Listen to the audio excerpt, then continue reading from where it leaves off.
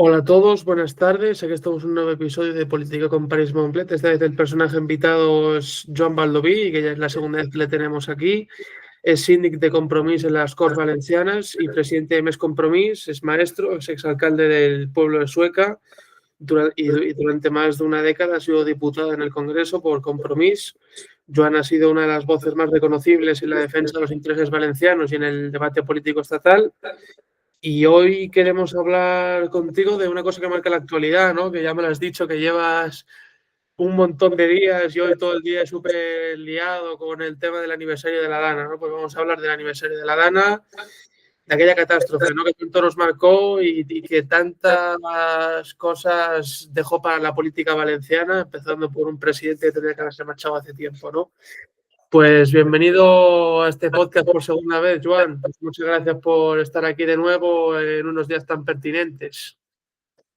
Días duros porque, en fin, revives todo lo que pasó hace un año y sobre todo, y yo vengo especialmente tocado porque hubo el sábado un acto en el Teatro Olimpia de Valencia de homenaje a las víctimas y salí roto. Un acto donde también vinieron la Asociación de Víctimas de los familiares muertos en las residencias de Madrid. Y fue realmente emotivo encontrarnos también con ellos y ver que unos familiares de unas víctimas venían a apoyar a los familiares de las otras víctimas. Recuerdo, pasé un sábado como muy duro, con los sentimientos a flor de piel y con la indignación que me salía por cada poro. Lo entiendo, lo entiendo. Pues pasamos con la primera pregunta. Vamos a empezar con una pregunta así un poco más general. Mañana se cumple un año de de esta tragedia, ¿no? Marcada por muchas víctimas, por una gestión mega negligente de un presidente que nuevamente tendría que haberse marchado desde hace tiempo. ¿Qué valoración haces así más en general de este primer año de esta catástrofe, ¿no? ¿Qué falta por hacer? Y pues sí, en general, ¿qué valoración me haces? Bueno, en los pueblos falta mucho por hacer aún. Te doy datos. 900 ascensores aún sin reparar. Gente que para salir a la calle necesita que la bajen. Vecinos, familiares o algunos voluntarios. Segundo, niños en barracones. Centros como el Conservatorio de Catarroja, donde aún faltan 30 profesores. Niños, niñas en otras escuelas repartidos. Y hay un dato que a veces, bueno, muchos comercios que poco a poco van recuperándose, pero hay un dato que a veces se pasa por alto y es, digamos, el daño psicológico de muchas personas. Cuando nosotros pedimos que las personas que habían padecido la Dana y que necesitaran atención, tuvieran esa atención. Esa atención nos dijeron que no porque no había dinero. Y ahora vemos que hemos descubierto esta semana por los medios de comunicación que hay 12 millones de la solidaridad de la gente, que la gente lo dio para que llegara rápidamente a esas personas que habían perdido tanto, que siguen en un cajón guardados. Eso es lo que falta por hacer. Y políticamente, evidentemente, falta por hacer lo más importante. Y es que el responsable político de aquella desgracia, el responsable material de que la alerta se mandara tan tarde, la persona que está mintiendo de manera sistemática al pueblo valenciano dimita de una vez por todas, como lo piensa la inmensa mayoría de la gente, pero incluso, y lo hemos conocido esta misma semana en una encuesta de un medio conservador, el 71% de los votantes del Partido Popular aquí en Valencia quieren que Mazón dimita. Es decir, que es una cosa, un deseo absolutamente transversal. Lógico. Una de las cuestiones que más polémica ha generado en los últimos días y en las últimas semanas ha sido la posible asistencia o no del señor Mazón al acto de mañana. Finalmente, creo que hoy se ha confirmado que sí que va a asistir. ¿Qué dice esto de su respeto hacia las víctimas? ¿No? Porque la Asociación de Víctimas dijo que si estaba el señor Mazón no iban a estar ellas y hoy vemos que ha confirmado que él sí que va a asistir. ¿Qué nos dice esto, no? De eso sí, de su respeto hacia las víctimas de esta catástrofe. Mira, respetar a las víctimas. Hoy he oído a Mazón y a Feijóo hablando de respeto a las víctimas. Respeto a las víctimas hubiera sido que aquí la comisión de la Dana se las hubiera recibido. Aún no tienen día para comparecer. Un año después. Y aquí, esta semana, hay algunas comisiones. Podría funcionar la comisión de la Dana todas las semanas. Podría funcionar todas las semanas. Pues no funciona. Simplemente no funciona. Una reunión al mes, a veces una reunión de la mesa para hacer como que funciona. Respeto a las víctimas hubiera sido recibirlas y pedirles perdón. El presidente aún no las ha recibido a las asociaciones mayoritarias de víctimas. No las ha recibido. Y mostrar respeto por las víctimas es atender a la solicitud que le están haciendo. No te queremos en el funeral. No te queremos. Yo le digo a cualquier persona, ponte en el lugar de una víctima y que encima sepas lo que hemos descubierto esta mañana, que una técnico importante del 112, cuando ha ido a Catarroja, ha declarado que a las 6:35, desde delegación de gobierno, le pidieron que enviaran la alerta a las 6:35. ¿Qué puede pensar un familiar de una de estas víctimas? Mi marido, mi hija, mi hijo estaría vivo si te hubiera mandado este aviso a las 7 menos cuarto, a las 7. Esta es una pregunta que siempre, yo creo que siempre se hará un familiar que haya perdido a un ser querido. Siempre se hará. Si se hubiera mandado a tiempo, una hora antes, hora y media antes, ¿cuántas de las personas que hoy no están estarían entre nosotros? Mostrar respeto, insisto, sería no asistir mañana al funeral, porque en el funeral, si hay alguien que sobra mañana, esa persona es Carlos Mazón.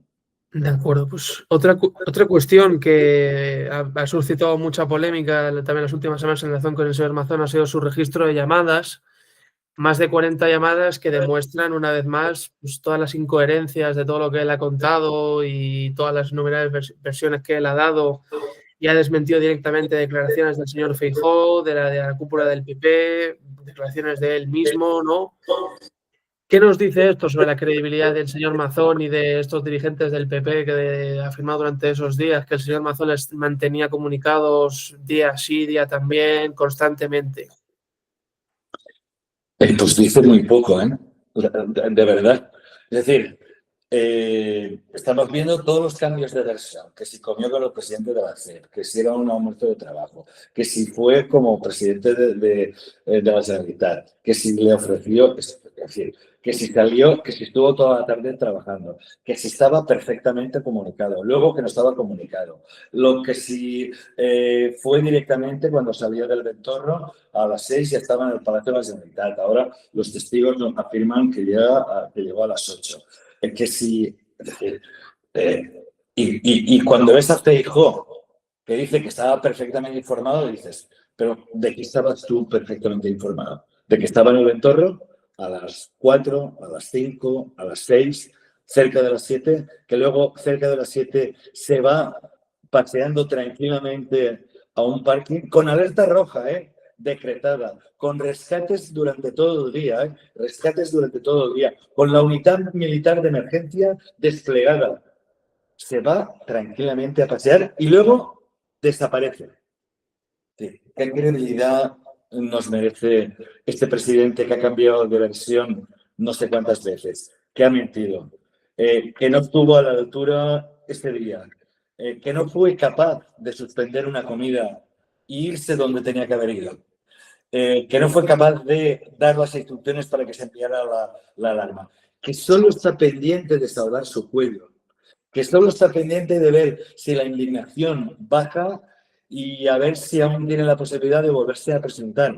Mazón solo está pendiente de dos cosas: de salvar su cuello judicialmente y ver si baja la indignación, y aún tiene oportunidad de volverse a presentar. Yo creo que el sábado recibió una bofetada de realidad, porque un año después las calles de Valencia fueron un mar de dignidad, de personas reclamándole su dimisión.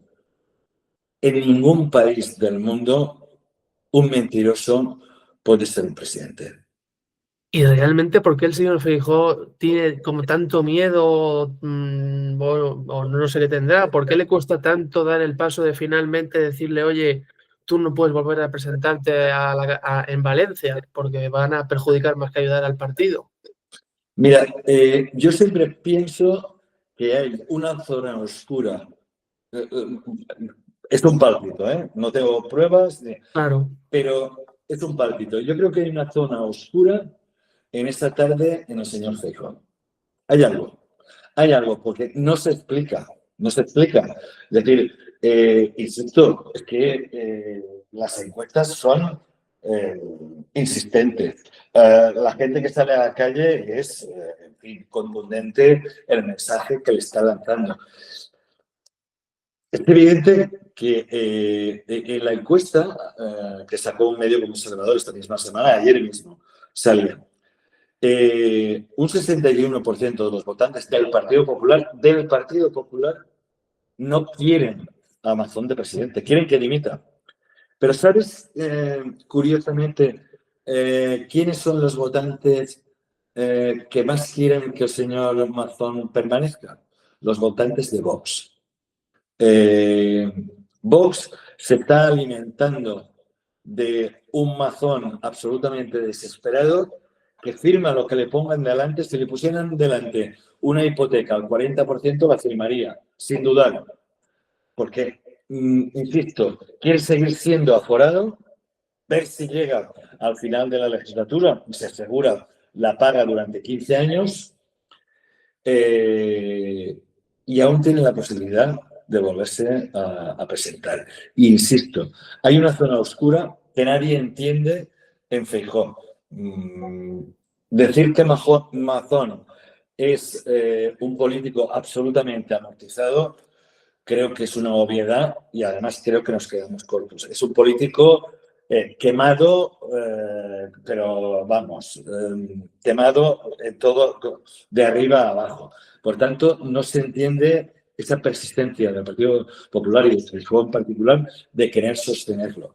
Porque lo único que está provocando es que haya un trasvase de votos del Partido Popular a Vox. Yo sinceramente no entiendo esa estrategia suicida del Partido Popular. Otra cuestión en ese registro de llamadas, una de las cosas que más ha llamado la atención es que en ese registro, la única llamada hacia alcaldes de los pueblos afectados por esta catástrofe fue al alcalde de Cullera, pero no para hablarle de la afectación en su pueblo, sino para hablarle de la especulación urbanística en Cullera, porque durante esos días estaban discutiendo ciertas propuestas de construir megacomplejos hoteleros a 200 metros de la costa, y le llamó para decirle que había salido su nombre en una conversación. Claro, eso ya se especula que habrá sido por este tema. ¿Qué nos dice esto, no? De que él había estado repitiendo durante tanto tiempo que él estaba súper comunicado con todos los alcaldes, les mantenía informados y estaba súper atento, y que el único alcalde que llamó fue para hablar de estos mega hoteles.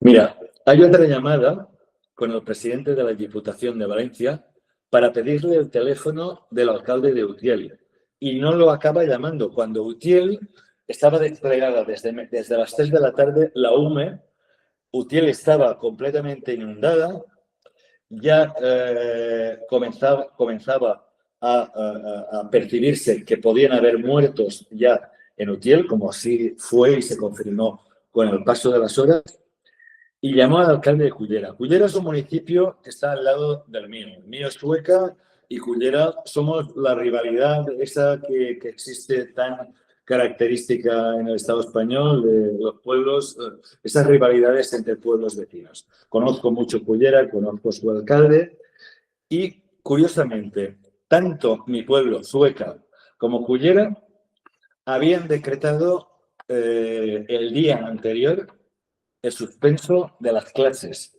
Es decir, los alcaldes se habían alertado de que probablemente no era lo mejor que los niños estuvieran en clase. Y llama al alcalde de Cullera justamente cuando esta misma mañana se había acabado de cambiar la ley urbanística valenciana para permitir construcciones a 200 metros de la costa.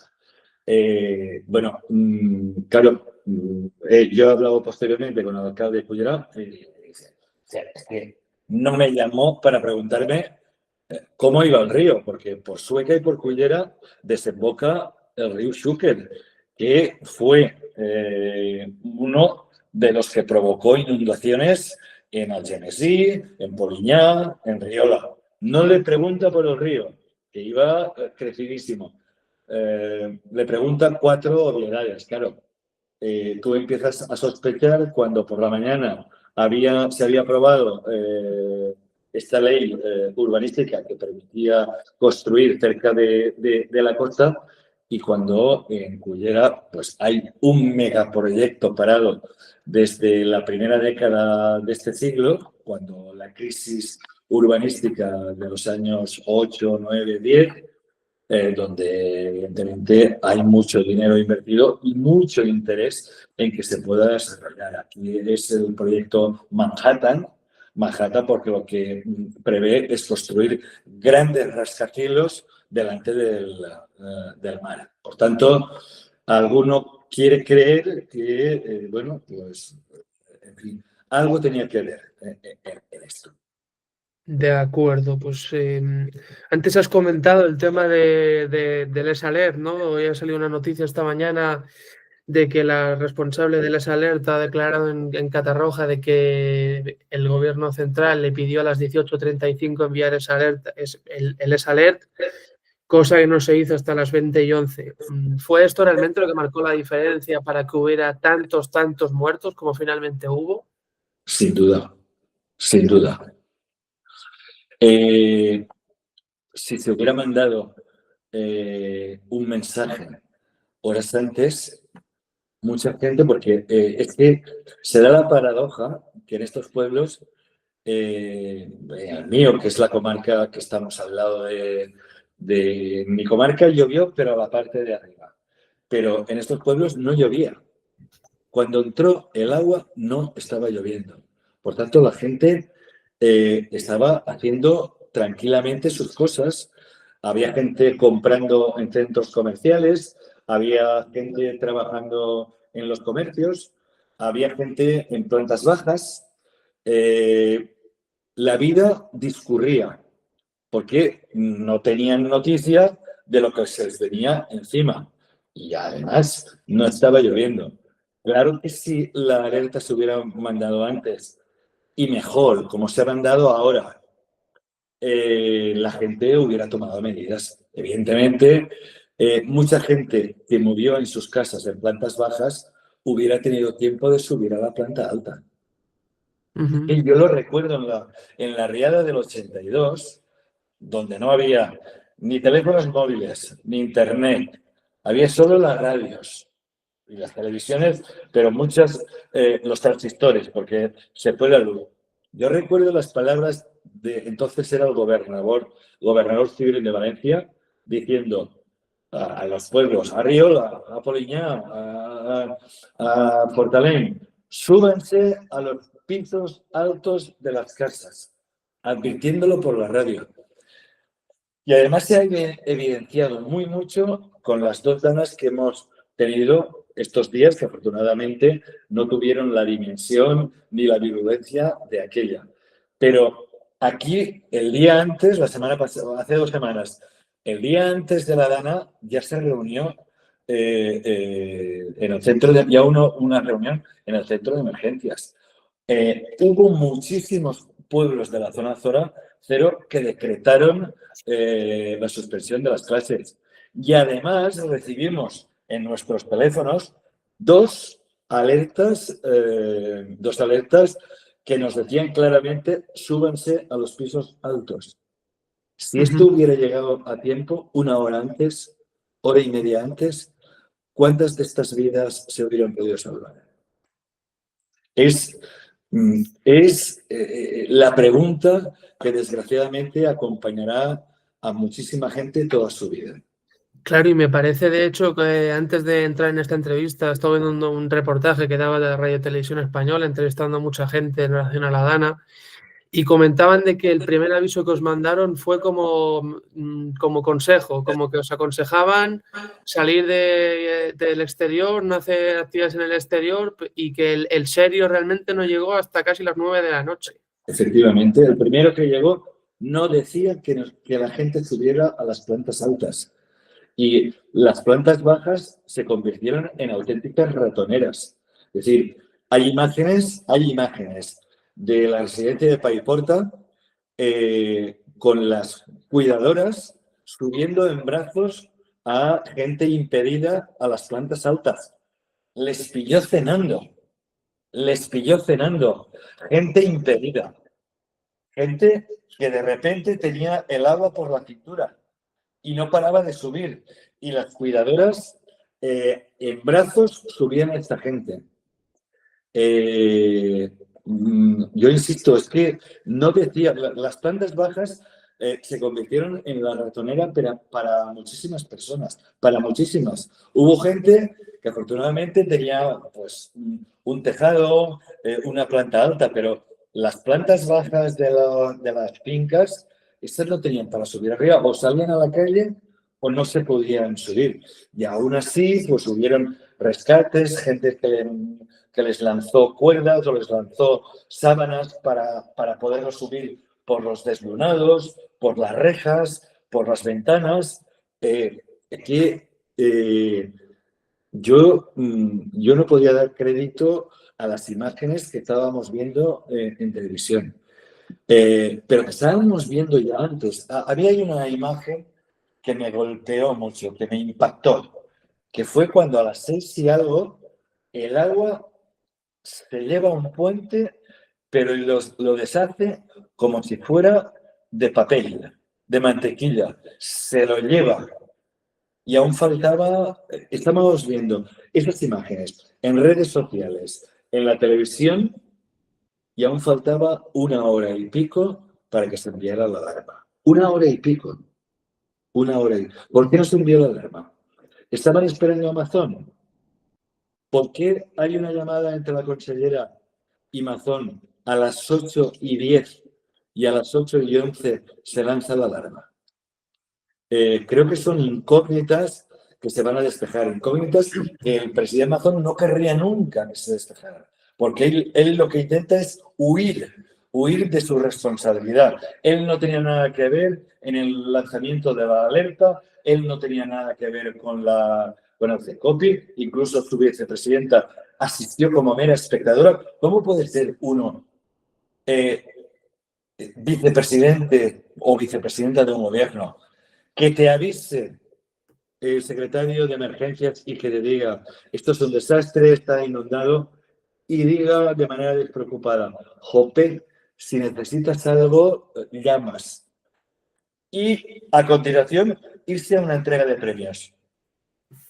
Cuando te cuentan eso, la vicepresidenta de la cual dependían las residencias y ahora lo sabemos, la gente dependiente de teleasistencia que con una llamada se hubieran podido salvar. Con una llamada. Y que les pidió, pues al que le pilló en una planta alta, pues bien, pero al que le pilló en una planta baja, evidentemente, si son gente dependiente, pues no tuvo tiempo o no tuvo fuerzas para poder escapar de la ratonera que se había convertido en su casa.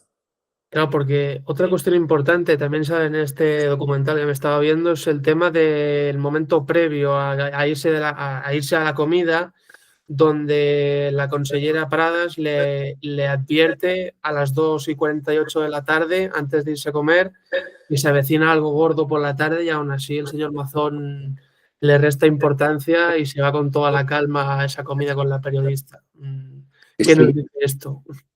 es que por la mañana desacreditó a la Universidad de Valencia porque había suspendido las clases. Es decir, se mofó, se burló de la Universidad de Valencia por haber sido precavida y enviar a todos sus empleados y decir, y alumnos, empleados y alumnos, hoy quedaros en casa.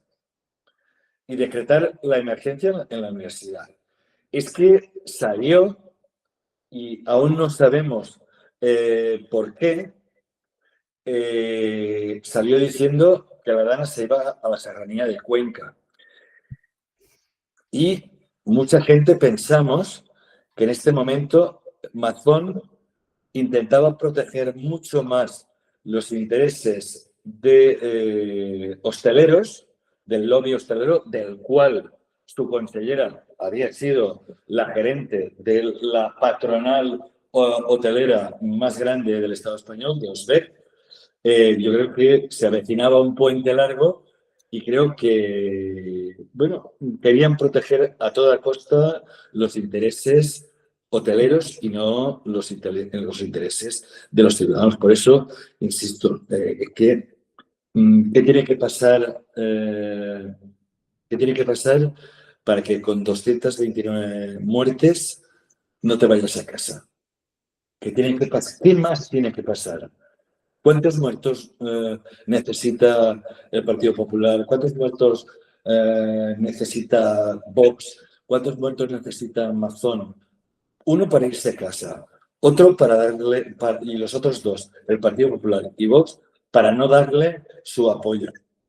¿Cuántos muertos? ¿Por qué apoya el Partido Popular? Y sobre todo, ¿por qué apoya Vox? Evidentemente, por intereses puramente electorales. De acuerdo, pues vamos a comentar también el futuro judicial del señor Mazón, ¿no? En diversas ocasiones la jueza de Catarroja le ha recomendado pues, ir a declarar voluntariamente como testigo. Él en reiteradas ocasiones se ha negado, ¿no? ¿Cómo ves a largo plazo el futuro judicial del señor Mazón y si tú crees que finalmente le vamos a ver sentado en un banquillo o cómo ves el futuro judicial del señor Mazón? Se va a sentar en un banquillo. Lo vamos a ver sentado en un banquillo. Estoy completamente seguro. Y si no está ya sentado en un banquillo, es porque está aforado. Yo creo que la jueza de Catarroja ha actuado de manera muy, muy profesional, muy profesional. A algunos nos ha hecho reconciliarnos con la justicia, y lo digo con pesar. Y luego yo creo que de manera muy inteligente para ir acotando las responsabilidades. La jueza lo ha invitado 3 veces. La última ya no como testigo, sino como investigado. Es decir, como lo ha invitado. No lo puede imputar, pero lo ha invitado como investigado o lo que se llamaba antiguamente imputado. Lo ha invitado a ir. No lo puede obligar porque está aforado, pero lo ha invitado. Yo creo que también con el auto de esta misma semana de la Audiencia Provincial de Valencia diciendo que no, que se investiguen todas las llamadas de Mazón, que vaya Maribel Vegaplana, que fue la persona que estuvo con él esta tarde, para ver si, 4 horas de comida. Eso es mucho. Dan para mucho, ¿eh? 4 horas donde se produjeron llamadas. Este restaurante, evidentemente, era el presidente de la Generalitat y una persona, este restaurante es famoso por sus, digamos, reservados. Estoy completamente seguro que el presidente de la Generalitat, Carlos Mazón, y su acompañante no estaban en una sala donde había más gente, sino que estarían en un reservado.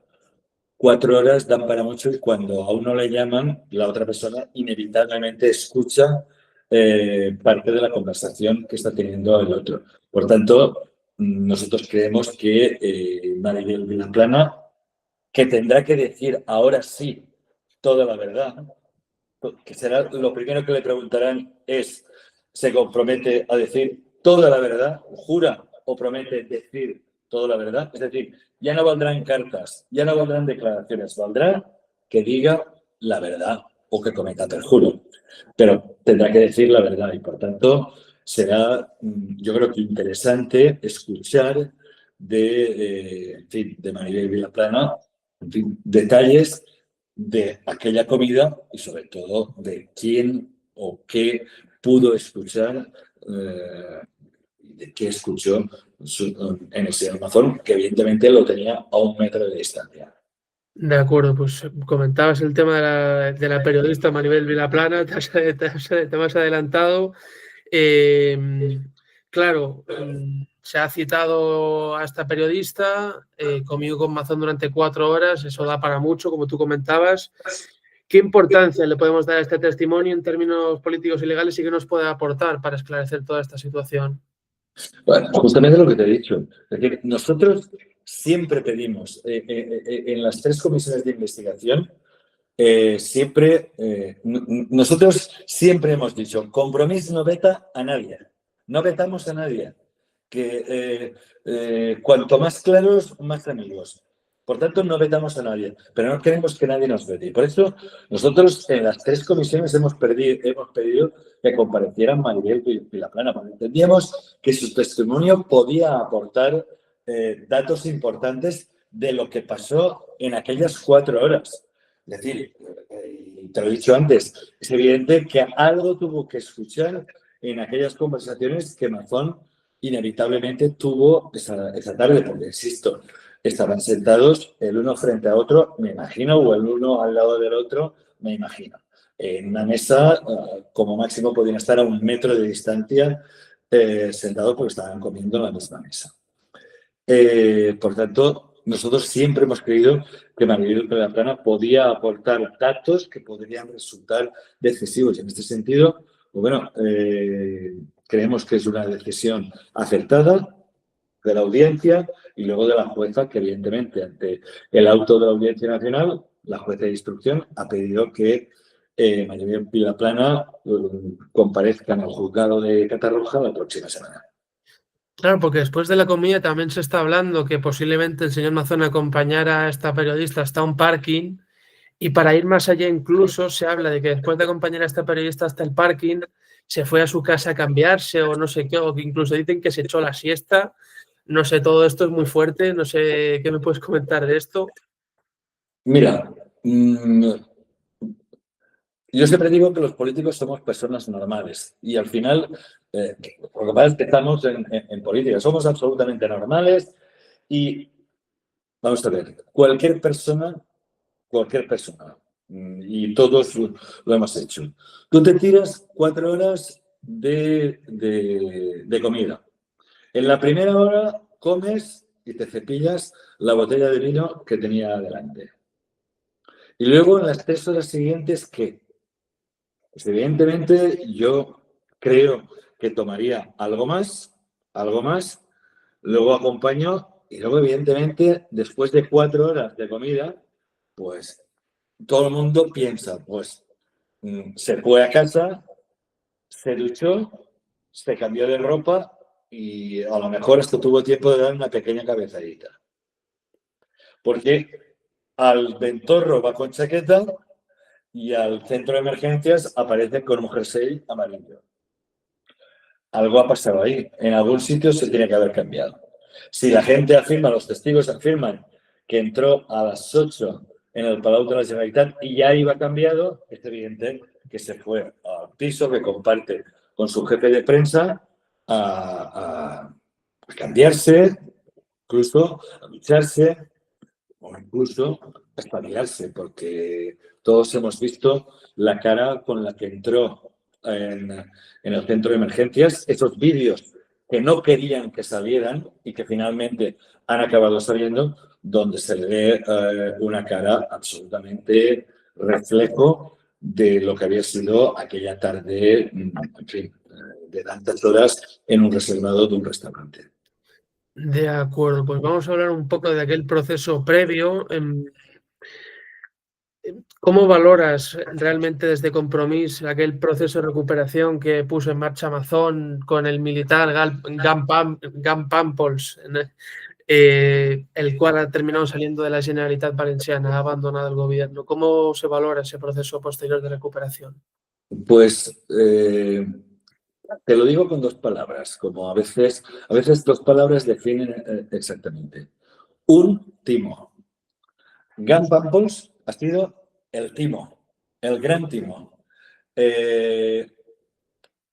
Un general que yo creo que lo nombró vicepresidente para desviar la atención y decir, ahora tenemos un general de prestigio que ha estado en Kosovo y de alguna manera yo creo que pensaban más en él que en el propio general. Y el general lo primero que hizo fue que hubiera un decreto para que le pudieran subir el sueldo y poder cobrar 100.000 euros al año. Esto fue lo primero que hizo General. Y luego General encargó a una consultora multinacional, Pricewaterhouse, que le hiciera poco menos que un PowerPoint grandito donde se decían auténticas obviedades. Con un plan que ya nadie más ha hablado de él. Amazon nunca habla de ese plan, porque realmente, insisto, no pasaba de ser un poco más que un PowerPoint con muchas generalidades. Gan Pampols se va con 900 ascensores sin arreglar, con gente necesitando atención psicológica.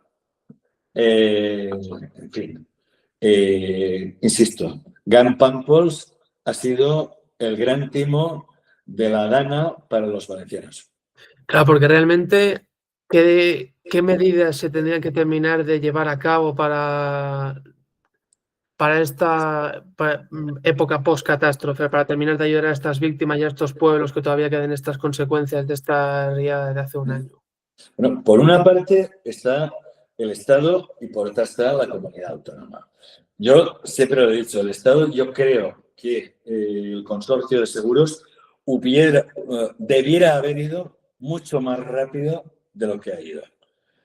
Para que los comercios, las empresas que tenían seguro pudieran avanzar.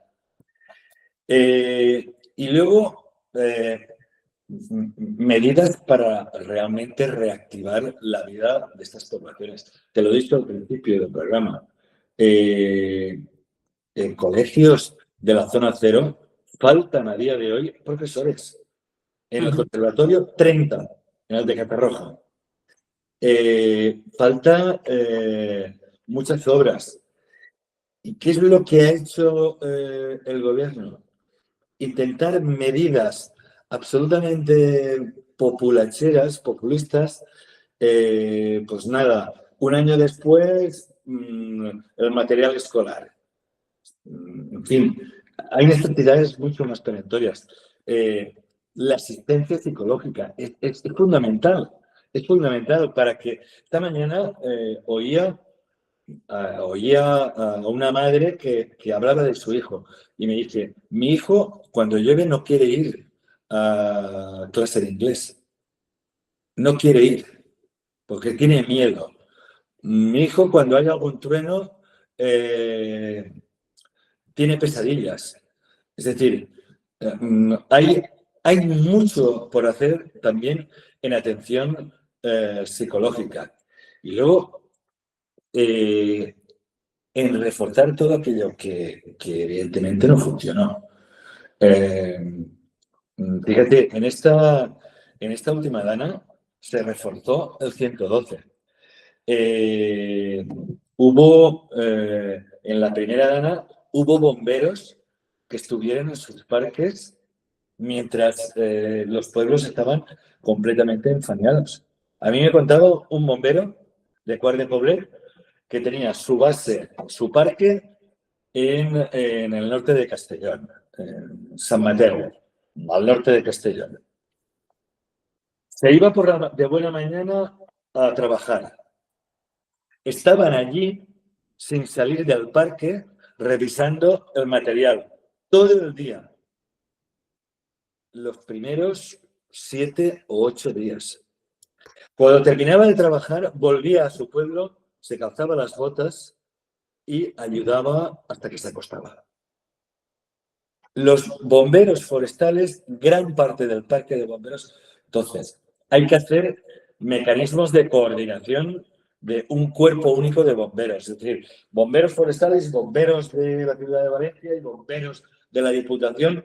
Hay que hacer un cuerpo único de bomberos. Hay que profesionalizar el 112. El 112 no pueden ser personas que tienen el convenio de los teleoperadores. El 112 es un sitio especial donde se atienden emergencias, no donde se venden, en fin, seguros o otras cosas. Por tanto, profesionalizar, es decir, hay mucho trabajo por hacer. Y la impresión que nos dan a muchos es que Carlos Mazón y su gobierno solo hacen fuegos de artificio, fuegos de artificio. El metro, el otro día los comités de empresa denunciaban que algunas líneas estaban circulando sin atender a unas determinadas medidas de seguridad. Lo denunciaban los comités de empresa.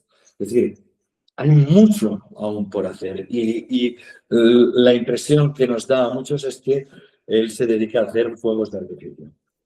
De acuerdo, pues te planteo ya la última pregunta de este bloque, si nos da tiempo de que te hagas las del trabajo, en relación a una encuesta que ha salido hoy de GAT3 para la Comunidad Valenciana, donde se habla de que el PP de Carlos Mazón pierde 7 diputados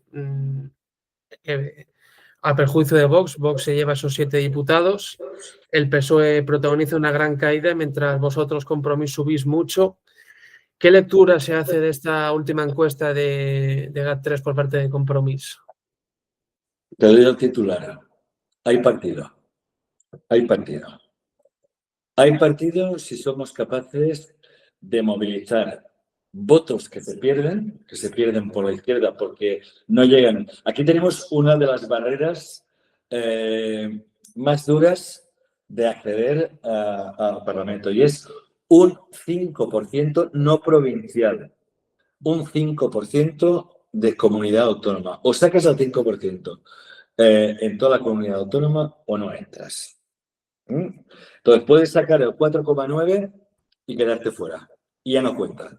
Cuando en otros parlamentos es el 3%, incluso el 3% por circunscripción, es decir, o por Alicante, o por Castellón, o por Valencia. ¿Quién? Siempre, y a nosotros, a Compromís, anteriormente nos pasaba mucho, ¿no? Nos hemos quedado varias veces en el 4,4, en el 4,7 y en el 4,8 y quedarnos fuera. Bueno, pues esto es así y es así. Entonces, ser capaces de movilizarnos, ser capaces de ilusionar a la gente, ser capaces de romper ese discurso de la extrema derecha de la antipolítica. La política es lo que puede hacer que todos tengamos oportunidades en esta vida. Estamos viendo, es una confrontación de modelos. El modelo del Partido Popular y de Vox es el de romper consensos, debilitar y estrangular los servicios públicos, sea la sanidad pública, sea la educación, sean los servicios sociales, privatizar todo lo que pueden. En definitiva, trabajan para los que trabajan.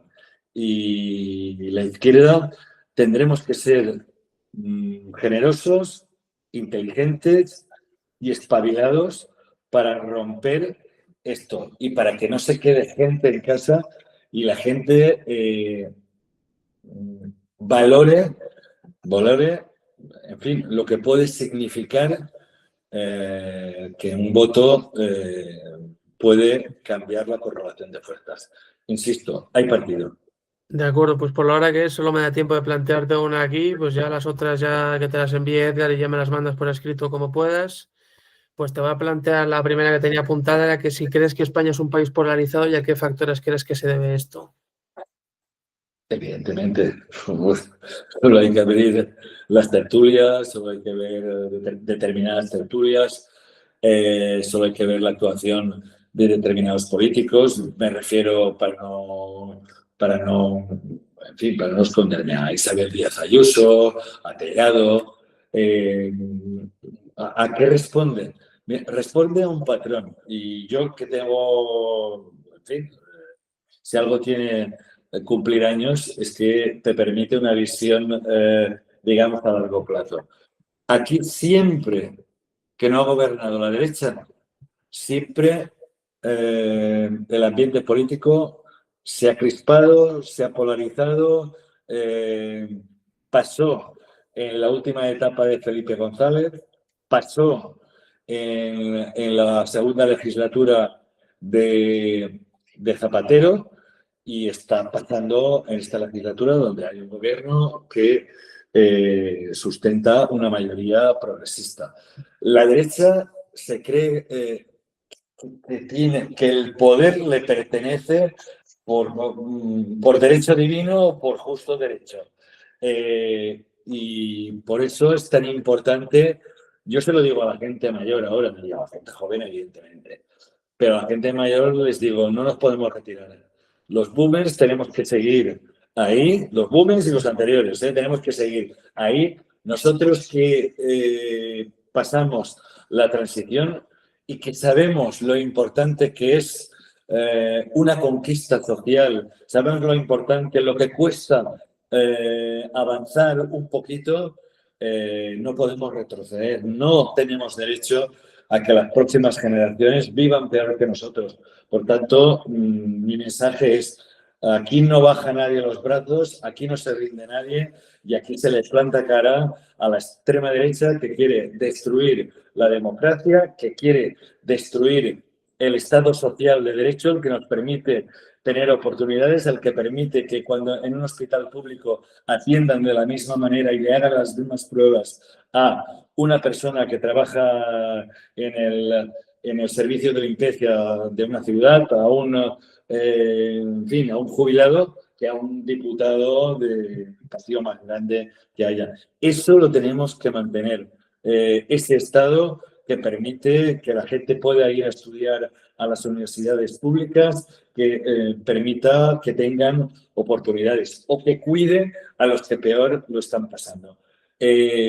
A mí, una sociedad como la Yankee, que es el modelo que algunos querrían aquí, es un modelo que me aterroriza porque es el modelo del sálvese quien pueda y el que no que se hunda y que se joda. Y ese no es mi modelo. De acuerdo, Joan, pues nos despedimos ahora de un momento y el resto de preguntas que tenía apuntadas ya se las paso a Edgar y tú cuando tengas tiempo ya me las pasas por escrito o por audio, como te venga bien. Perfecto, Pues nada, perfecto. espero que te hayas sentido cómodo y que Me sentí cómodo en la primera y me he sentido cómodo y interpelado en la segunda. Y además, en